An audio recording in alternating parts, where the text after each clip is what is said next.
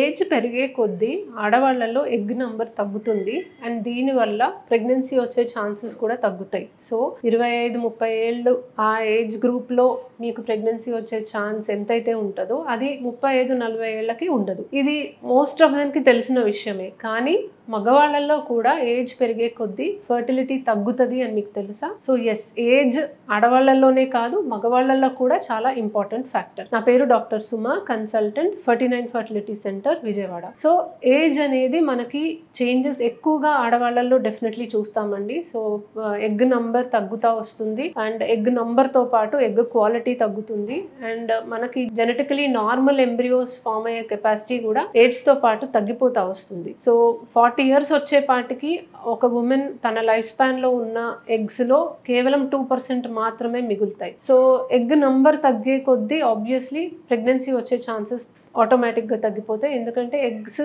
తగ్గే కొద్దీ క్వాలిటీ కూడా తగ్గుతుంది. బట్ సిమిలర్లీ మగవాళ్ళల్లో కూడా ఏజ్ రిలేటెడ్ చేంజెస్ అనేవి చూస్తాం. ఆఫ్ కోర్స్ ఆడవాళ్ళలో ఉన్నంత ప్రామినెంట్గా ఈ చేంజెస్ ఉండకపోవచ్చు అండ్ కొంచెం ఇంకా అడ్వాన్స్ స్టేజ్లోనే ఈ చేంజెస్ అనేవి చూస్తాం. సో లేడీస్లో 30-35 దాటిన దగ్గర నుంచే మనం ఏదైతే చేంజెస్ చూస్తామో మగవాళ్ళలో 40-45 వచ్చాక చేంజెస్ అనేవి చూస్తాం. సో ఎగ్ నంబర్ తగ్గుతుంది కదా ఆడవాళ్ళల్లో, మగవాళ్ళల్లో వీర్యం క్వాంటిటీ తగ్గుతుంది. రెండోది వాళ్ళకి టెస్టోస్టెరాన్ లెవెల్స్ తగ్గుతాయి కాబట్టి ఇంటర్కోర్స్ పైన ఇంట్రెస్ట్ తగ్గడం కానీ ఇలాంటి సెక్షువల్ డిస్ఫంక్షన్స్ అలాంటివి మనం కామన్గా చూస్తూ ఉంటాం. సో స్పర్మ్ కౌంట్ మెయింటైన్ అవ్వచ్చు కానీ సెక్షువల్ డిస్ఫంక్షన్ కామన్గా చూస్తూ ఉంటాము. అండ్ రెండోది ఏజ్ పెరిగే కొద్దీ స్పర్మ్స్లో డిఎన్ఏ డ్యామేజ్ ఉన్న స్పర్మ్స్ ఎక్కువగా చూస్తాం. సో డిఎన్ఏ డ్యామేజ్ లేని స్పర్మ్ తోటి మనకి మంచి ఎంబ్రియోస్ ఫామ్ అవడానికి కానీ మంచిగా ప్రెగ్నెన్సీ వచ్చే ఛాన్సెస్ కానీ ఎక్కువ ఉంటాయి. కానీ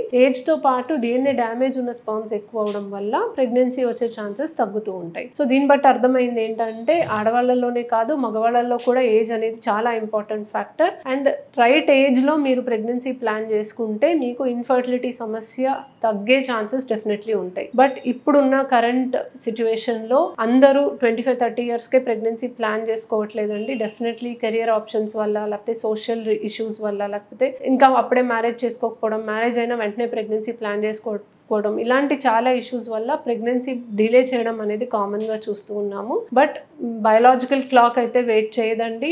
ఏజ్ రిలేటెడ్ చేంజెస్ అనేవి మీకోసం వెయిట్ చేయదు. మీరు కెరియర్ని, మీ రిలేషన్ని మెయింటైన్ చేయాలి, బ్యాలెన్స్ చేయాలి అనుకుంటే మీకు ఫర్టిలిటీ ప్రిజర్వేషన్ అనే ఆప్షన్ అయితే ఉంటుంది. సో ఎగ్ ఫ్రీజింగ్ చేసుకొని మీరు ఫ్యూచర్లో ఎప్పుడైతే ప్రెగ్నెన్సీ ప్లాన్ చేసుకోవాలనుకుంటున్నారో మీ ఓన్ ఎగ్స్ తోటి మీకు ఇష్యూస్ లేకుండా ప్రెగ్నెన్సీ ప్లాన్ చేసుకోవచ్చు. సిమిలర్లీ స్పర్మ్ బ్యాంకింగ్ కూడా మనం చేసుకోవచ్చు. సో కేవలం ఆడవాళ్ళలోనే ఫర్టిలిటీ ప్రిజర్వేషన్ కాదండి, మగవాళ్ళు కూడా సెమెన్ బ్యాంకింగ్ చేసుకోవచ్చు. సో ఫ్యూచర్లో ఇష్యూస్ రాకుండా ఇంతకుముందు ఫ్రీజ్ చేసిన సెమెన్ శాంపుల్ తోటి మీరు ప్రెగ్నెన్సీ ఫ్యూచర్లో ప్లాన్ చేసుకోవచ్చు. సో ట్రీట్మెంట్ వైజ్ కూడా మనకి చాలా పెద్ద లిమిటింగ్ ఫ్యాక్టర్ అండి. ఇప్పుడు మనం చేసే ఏ ట్రీట్మెంట్లో అయినా మనకి సక్సెస్ రేట్ ఏజ్ పెరిగే కొద్దీ తగ్గిపోతూ వస్తుంది. సో ఐయుఐ చేసినా, ఐవీఎఫ్ లాంటి ట్రీట్మెంట్ చేసినా ఏజ్ ఎక్కువ అయ్యే కొద్దీ సక్సెస్ రేట్స్ తగ్గిపోతాయి. సో ఎస్పెషలీ ఐవీఎఫ్లో మనకి తక్కువ ఏజ్లో ఉన్నంత సక్సెస్ రేటు 40 years దాటిన వాళ్ళకి ఉండదు. అండ్ చాలా సార్లు 40 years దాటిన వాళ్ళకి డోనర్కి వెళ్ళే ఛాన్సెస్ అనేవి ఆటోమేటిక్గా పెరుగుతాయి. సో